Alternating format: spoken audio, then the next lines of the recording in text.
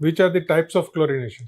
Sir chlorination generally pre chlorination હોય છે, post chlorination હોય છે, સુપર ક્લોરિનેશન હોય છે, break point What is chlorination. breakpoint chlorination? Sir break point chlorination એટલે કે જ્યારે આપણે ક્લોરિનનું કન્ટેન્ટ એડ કરતા જઈએ વોટરમાં ડિસઇન્ફેક્શન માટે, તો એક સર્ટેન પોઈન્ટ ઓફ ટાઈમે એ ડિસ્ટ્રક્શન થઈ જાય છે, જે રેસિડ્યુઅલ ક્લોરિન હોય એનું યુઝ થઈ અને જે બી આપણે ઇમ્પ્યુરિટીઝ દૂર થઈ જતી હોય છે, પછી એક સર્ટેન પોઈન્ટ ઓફ ટાઈમથી આપણે ક્લોરિન એડ કરીશું તો એ રેસિડ્યુઅલ ક્લોરિન તરીકે એડ થશે. તો એ જે પોઈન્ટ જે છે એને આપણે How much residual chlorine is expected in drinking water? Sir exact sir મને રિકોલ નથી કરી શકતો, બટ સર ગેસ કરી શકું છું 4 milligram per litre. What is the method to determine the residual chlorine? Sir residual ક્લોરિનને મેઝર કરવા માટેની વેરિયસ મેથડ્સ છે, જેમ કે ઓર્થોટોલિડાઇન ટેસ્ટ છે, સ્ટાર્ચ આયોડાઇન મેથડ છે. Can we determine it with a simple kit? Simple kit Means test tube and some chemicals on site. Yes sir.